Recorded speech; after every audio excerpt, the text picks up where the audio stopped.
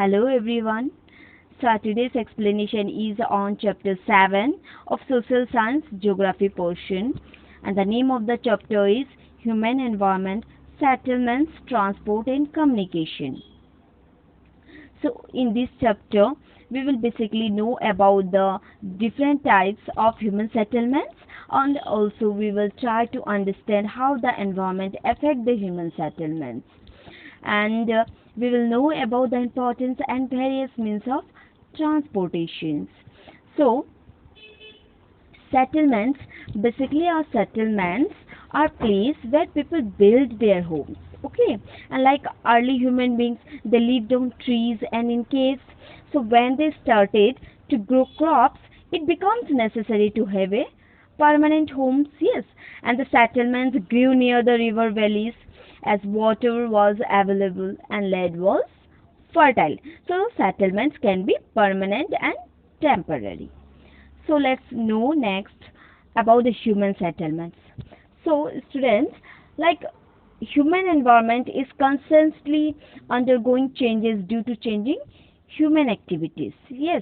So in this chapter we will focus on the meaning that people attach to community or space or like a place and landscapes.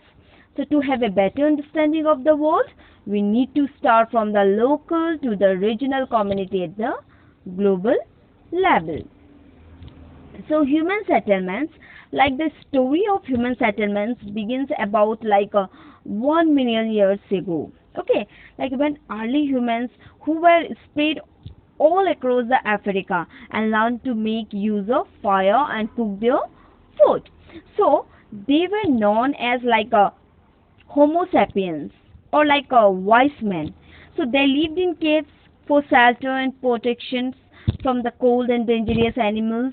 So as early man evolved, they spread widely across the warm and moist regions of Africa. So Europe and Asia, and like after almost 15,000 years, they began moving into North America. And about between 500 BCE and 1000 CE, more people moved to Europe. So in the last 2 centuries, millions of people have traveled to make their homes in the Americas. So in early human settlements, the water was the greatest determining factor of human settlements. Okay, and that is why river valleys and areas surrounding freshwater lakes becomes permanent settlement areas for people all over the world. So in place where surface water was not available, wells or sustain the people and their animals. And the fertility of soil and regular supply of water enabled people to carry and regular supply of water they enable the people to carry out agricultural activities. Okay, so basically a settlement is a place where people live, and the settlement may be small as a single house in a remote areas or a large as a metropolitan area. So let's know the types of settlements. So broadly, human settlements may be divided into two categories. Okay, and they are permanent settlement and temporary settlements. So place where all basic and economic needs of humans are made, such as availability of water, fertile soil, minerals, wealth, and etc., become areas of permanent settlement. In permanent settlements, like people make a permanent habitations and do not move out as all their requirements are met in that place. On the other hand, in temporary settlement, people live in a place as long as resources are available. So when the resources are exhausted, they move out to another place and stay there till resources in that place also get exhausted. So example of such settlements include people engaged in hunting, food gathering and shifting agriculture. And another example of temporary settlement is a refugee camp. And however, a temporary settlement may become permanent over time. So next is permanent settlements. So permanent settlements is basically, it can range in size from a small number of dwelling grouped together to the largest of cities with surrounding urbanized area. So the term may include like hamlets or like villages, towns, cities. So it can be a city, town, village, or any other agglomeration of buildings where people live and work. So basically, a permanent settlement is a traditionally includes its construct, construction facilities such as roads, field systems, ponds, parks, resorts, and etc. Next we have is temporary settlement. So temporary settlement usually develops when people move from one place to another, and like Belgians in urban desert live in tent and move from place to place in search of like food and water. So this example of temporary settlement is also called a nomadic settlement. Then next we have is rural settlements. It is also like rural and urban settlement is also like have you ever been to a village? Hmm? You have your observation been, and what have your observation? So like villages are rural place where people are engaged in primary activities such as agriculture, fishing, forestry, animal husbandry, and other related activities. So people living in rural area or like rural settlements are small in size because they depend on land for their economic activities. Okay, and people living in rural areas or rural place lives in house made up of materials available in that area.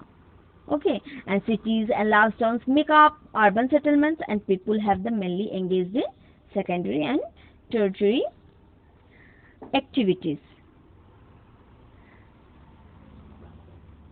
So next we have is urban settlements. So urban settlements like they provide goods and service to the people of the rural settlements, and in return they receive food and raw materials. So transport and communication networks link the urban and rural settlements. And basically like many people live in the rural areas also, and they engage in activities like manufacturing, trading, service, and etc. And they are found like urban people, they are found in cities and towns. Then next we have is transportation. So like our daily activities involve movement of goods and people from one place to another. Yes, and in primitive societies people walked or carried their own goods, while some used animals to pull carts, so which carried goods and people also. So pathways and roads are built to facilitate movement of people and goods from one place to another. And as development takes place, the network of rock expands and get denser. So there is use of more efficient modes of transportation such as buses, trucks, vans, cars, and etc. So while greater development in an area, the network of roadways available, and here we get denser and more widespread. Then next we have is roadways.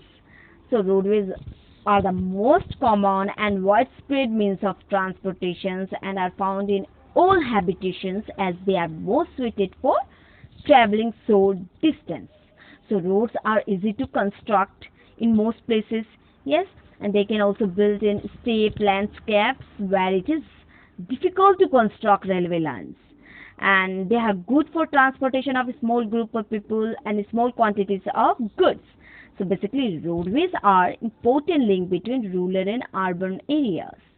Okay, and in India the government has launched an important road development project also. And roads that link the state capital to different district headquarters are called the state highways. Okay. Then next we have is waterways. So waterway have been the earliest means of transportations. Okay, and they are also the most common and cheapest means of transport in place close to water bodies. So in many societies, manually uh, operated boats are still common for transportations of goods and people. So in modern societies, motorized boats, tankers, and large ships are used to transport large amounts of goods and people quickly and efficiently across lakes, rivers, seas, and oceans. So basically, a waterways plays a crucial role in the development of international trade and commerce of a nation. Then next we have is railways. So railways, the development of railway began with the dawn of industrializations, as there was a need to transport large quantities of goods and raw materials from one place to another. So basically, railway link agricultural and mining areas with the manufacturing centers and the markets. So this make them crucial for the growth of national economy. So railway are the important means of transportation in places where people travel in large numbers over long distance. So train provide cheap, comfortable and convenient means of transportation for people on business trips, for tourists and pilgrims also. So basically, construction of railways depends on the landscape and economic and administrative status of a region. The next we have is airways. So airways are a means of transportation for the modern world, where people is fast and the time is limited. So airway provide a quick and easy means of transportation and are of most comfortable, and they can cover the large distance quickly and with great ease. So though they are the most expensive modes of transportation, they can carry people and goods to place where other means of transport cannot reach. Okay, so in airways that operates within the boundaries of a country are known as the domestic airways, and you may take a flight from one domestic airport to another within the country also. Okay. Then next we have is communication.